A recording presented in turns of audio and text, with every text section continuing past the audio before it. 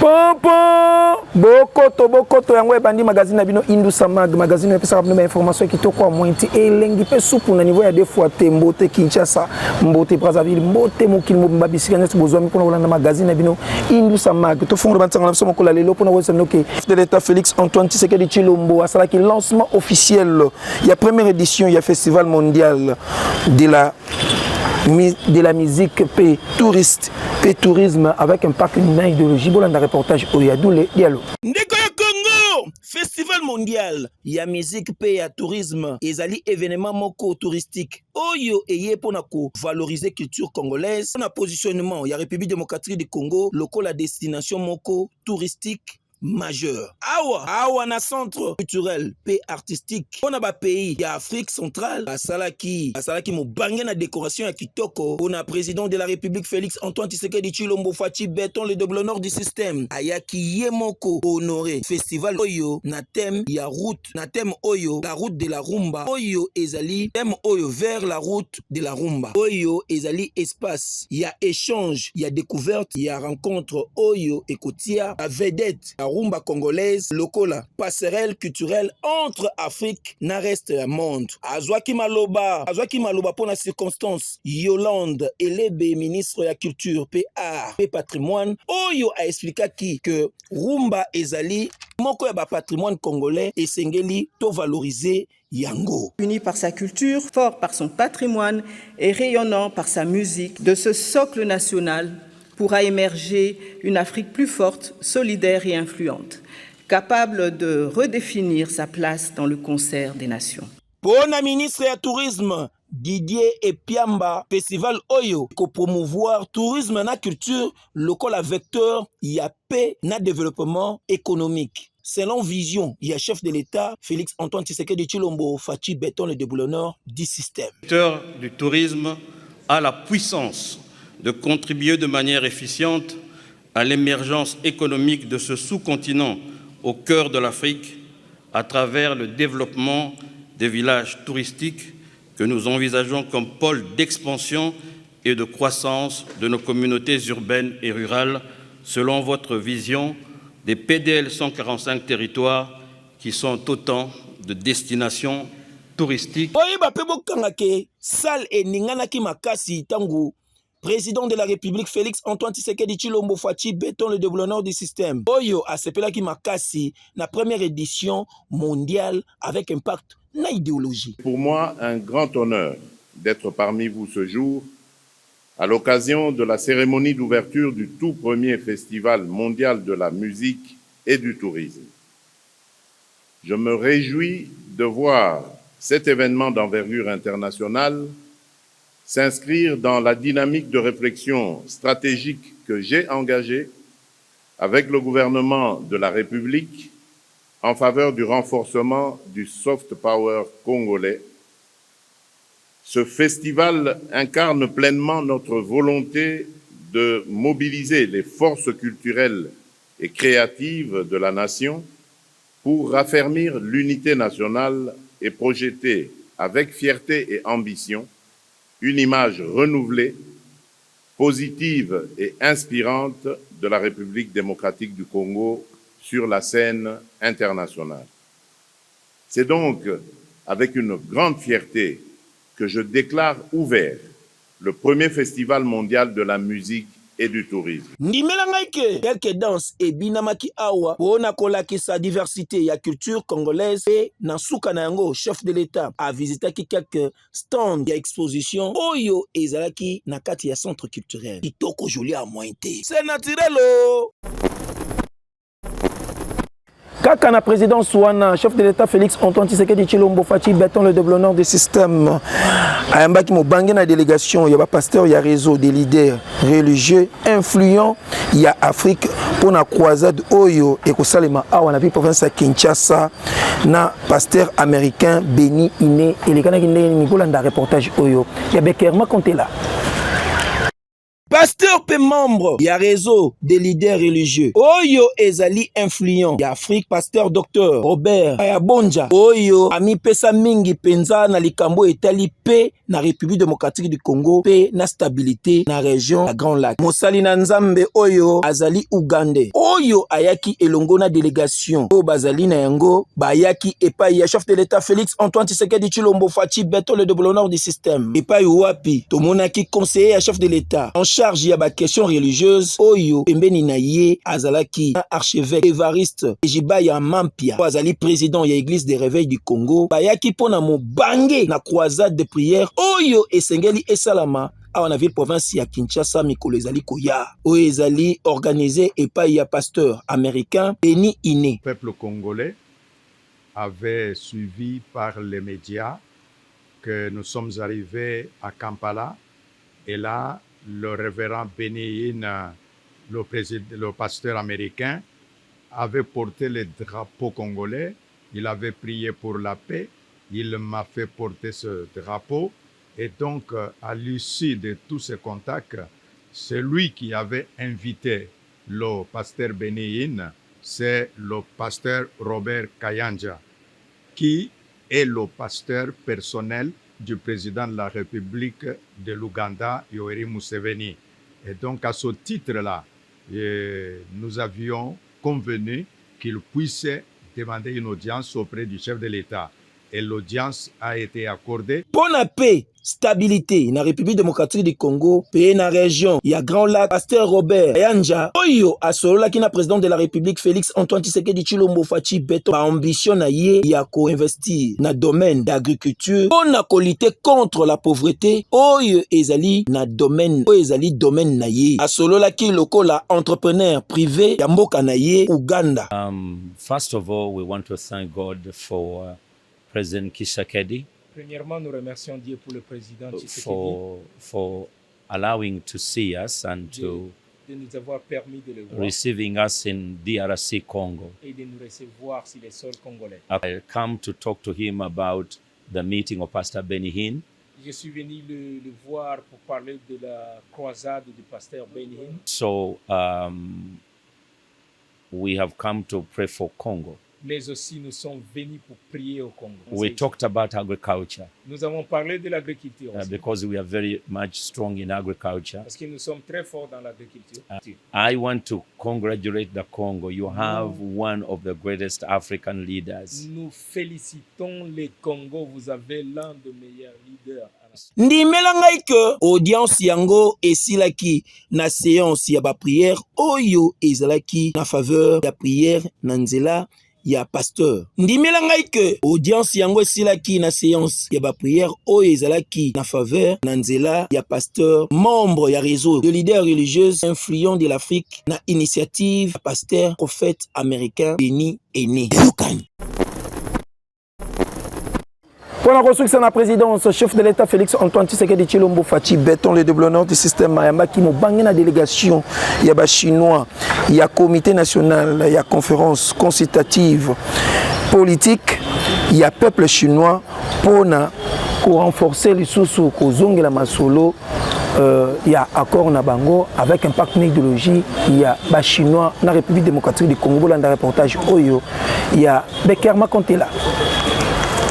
Bandeko babolingo Pékin ezali pona kobongisa coopération bilatérale ya kitoko na Kinshasa na cadre wana nde audience esalemaki avec un partenaire idéologie elongo na chef de l'État Félix Antoine Tshisekedi Tshilombo Fachi Beton le double honneur du système oyo ayambaki délégation yango na cité de l'Union africaine elongo na délégation ya makasi ya ba chinois oyo ekumbamaki na madame Queen Boyong oyo azali vice-présidente ya comité national ya conférence consultative politique ya peuple chinois CCPPT na mokuse oyo ezali organe central ya système chinois oyo ezali na rôle moko ya makasi ya liaison entre parti communiste na parti allié na société civile intervenant na diplomatie influence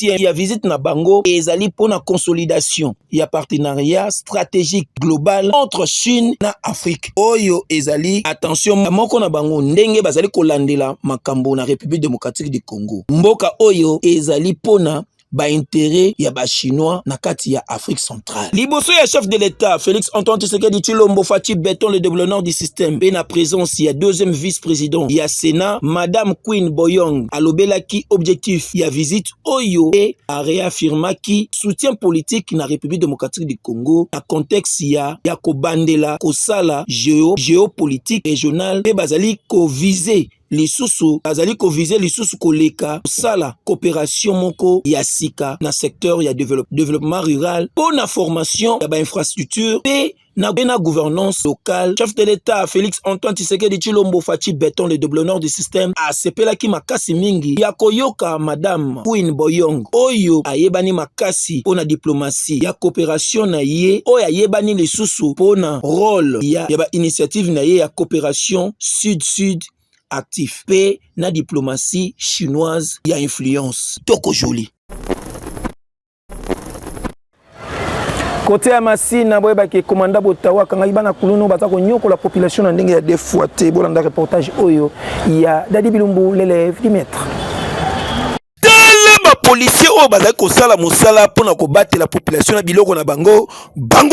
yeyo komanda Botau oyo azali kolala te butu pe moi tellement ke bayebise ke awa na commune Masina bazali konyoko la population na bana ya kuluna ya kosakana te alamuki kaka na tongo moko abike lelo esengeli to stopper na likambo ya bana kuluna alanda bango tina ba fin fond otaba bilangana na kati alandi bango partout ba musuku ba kimai na bandaku adjui bango tala ndenga za koyana bango mopiku kwatulu population batondi na esengo ya kosakana te donc caméra na biso komi wana donc baza kotuna bango yoka nde baza kotata bana yo yebi te refe te osakana ete yo sakana ete bonjour pourquoi yo ozwi biloko ya moninga na yo obalukeli ye mpe obosana biloko wana eza ya soda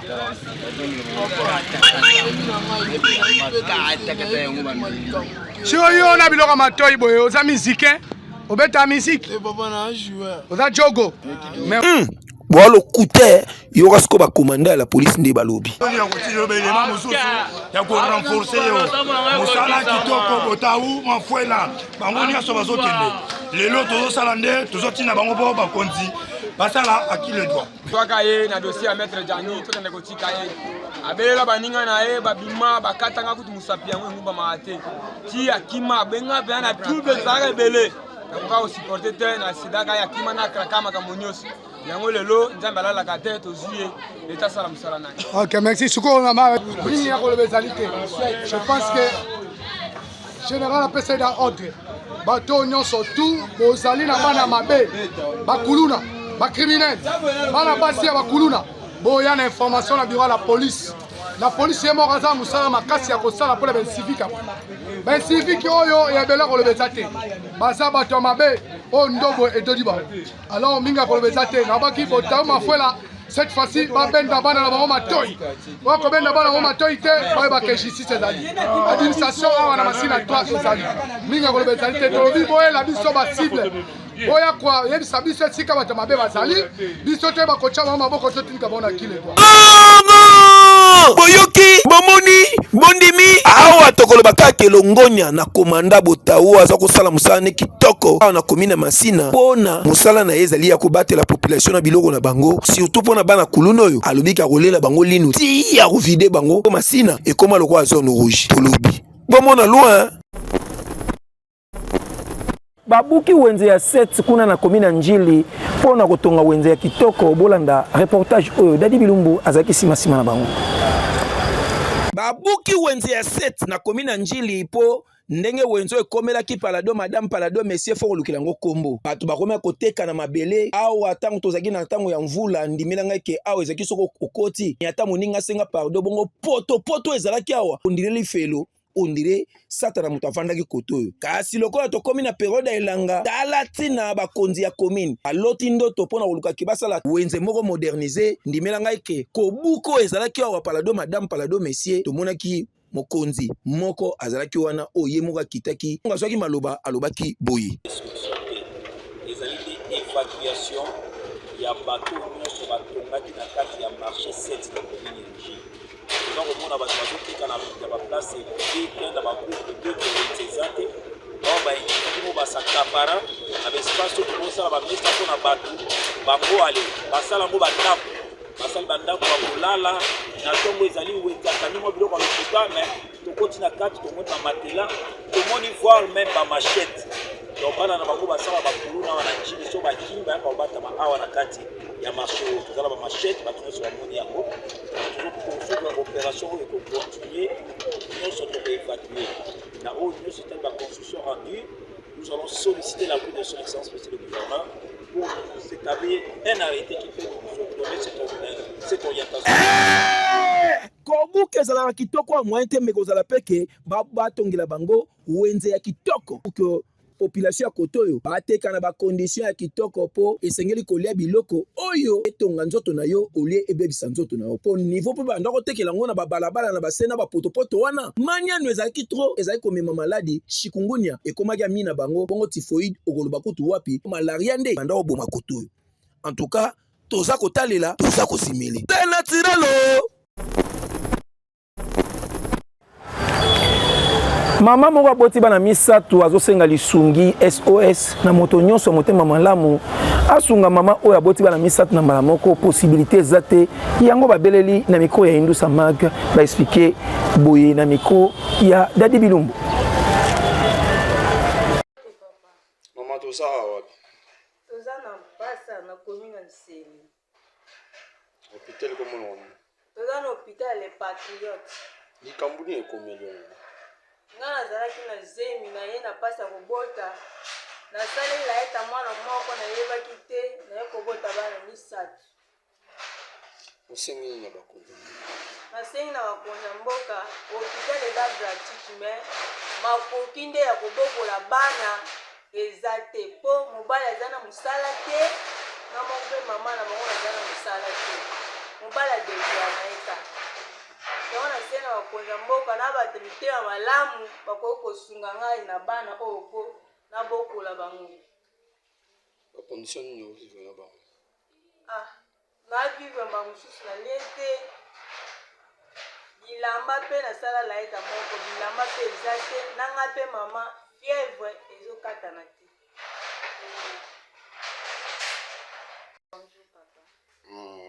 Tokuti intervention ya mama moko aboti bana misato nini bokoki koloba par rapport ya ka oyo ndeko?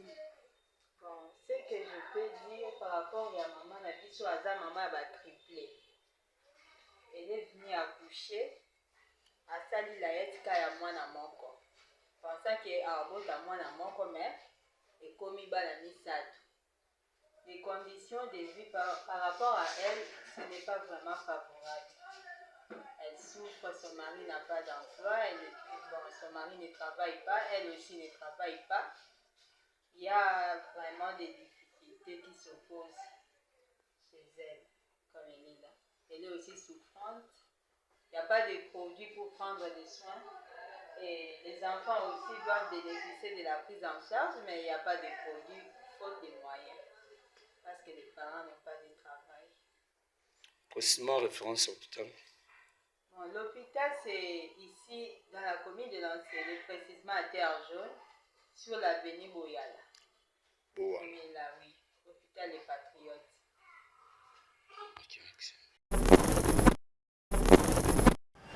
Kokamwa na komina Kimbanze ke la police eboyi ko assister mama moko batutaki na mutuka bolanda reportage oyo Dadi Bilumbu azalaki wana.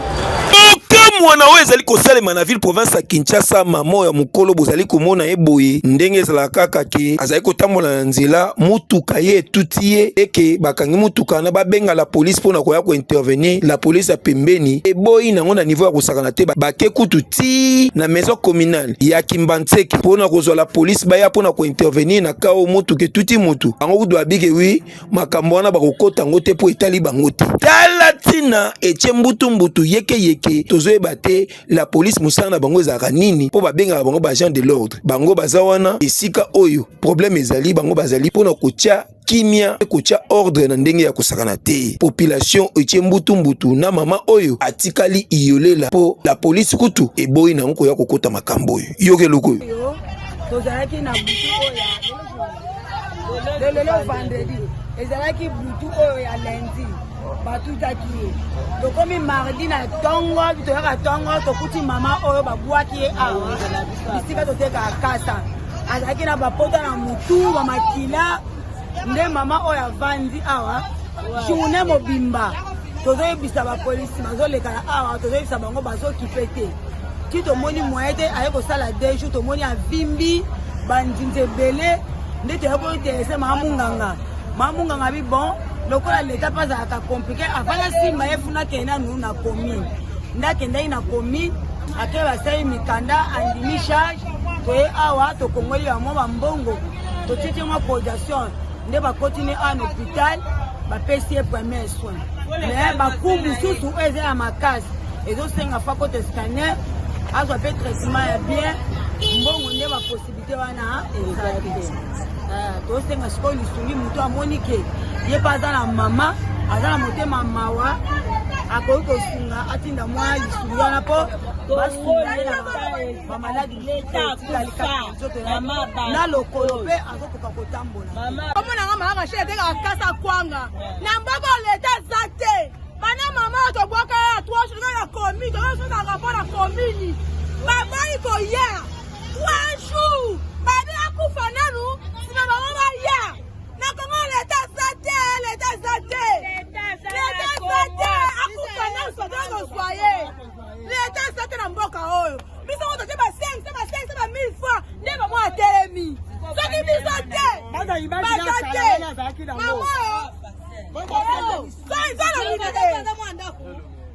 leta eza te yaya mama wana na mboka na biso tozwa vraiment nani oni leta eza te toesunga bato mama wana batutaki ye mokolo ya dimanche wana bayaki na ye awa ti lelo famille na lemona ye maintenant assez concerne bakisi na makambo nyonso tu avant ku tozwa ye azala na nzela tosali mokanda toke kuna ti epa bourgmestre ti lelo na oyebisa bino bandeko leta arépondre te nini te ata elo omoi bandeko na biso bateka libanda bamakasa basangisi ba 1000 francs 1500 esomele mama wana kisi asenye na ye makasi azala na makasi te bandotambola na ye te mais nzambe asungi topesi ye bakisi lelo azoloba azotambola so oyebi ye ubie oyebi famille na ye mieux vaut koinforme bango baya kotala ye problème grave eza te tosambelaka nzambe asunga soki arécupere makasi na ye azonga na ye ndako tokendaki commune ti epa bourgmestre alobi oyo tosalela ye mokanda tokotisa mokanda ngo daa tosali mokanda tokotisi mokanda asinye ka mokanda depuis bazelisi biso ti lelo makambo yango toyeba te soki na mboko tozala lisuna na leta awa tokoloba kake akonzi ya la police en tout cas ezosengaki lamusa bapolisier na bino ti bozomatisaka bango basalaire eza mabe te ezosengaki bato ya boye bapolisier oyo na baproblème oyo population eza nango bazoya kointervenir te bango kaka bikangela mwanza mpo bayebi ke soki bakozwa 100 francs mpe 200 francs en tout cas boye ezali malamu mingi te mpo population azalaka na besoin ya la police mpo na biloko ya boye mosala ya la police ezali ya kotia ordre ya kosécuriser population na biloko na ye Sointan Tolobi. Joyeux anniversaire na Marthe Sangeli, Yaya Bato ya Vanessa Sangeli, Emmanuel Sangeli, vrai chéri ya kosakana te balobi lelo koyinda mabe, mwana ya mama Laetitia Ekila, lelo ekozala libe balibunga, kolia pe komele kozala rendez-vous, na okinsango kin katikati ya ngulu na katikati ya ntaba, et puis 559 maboke ekotumba mape koliama toza kolia toza komele 22 whisky de whisky champagne de champagne et puis gâteau d'anniversaire ozala avec impact na idéologie. Joyeux anniversaire na Marthe Sangeli yaya baleki ebele oyo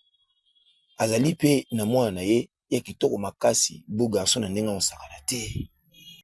nazaki na lufundu pe lulendu pona yebiki bozaki beleli boso poste téléviseur na bino merci beaucoup na ndenge bozaki wana pona kolanda biso merci na équipe technique esaki musala kitoko kasi tika to dédié d'ici lelo et permettre Joseph Moketawa ba motazanga lisumu l'homme du Saint-Esprit vrai disciple et chef de l'État maman Denise ya maman Marthe Kasalo pe moto azosala musala kitoko pe lisusu na prophète des données oyo église miel musala na nzambe azako utiliser puissamment na ndenge ya mokete pito bosani honorable Alpha Imbolo motomoko bien l'homme de bon cœur oyo azali ko soutenir biso na motema ne mobimba na ndenge ya des fois te merci na équipe technique esaki musala kitoko na sima caméra tozaki na dule dialogue abendenga bote potola nangala banda couper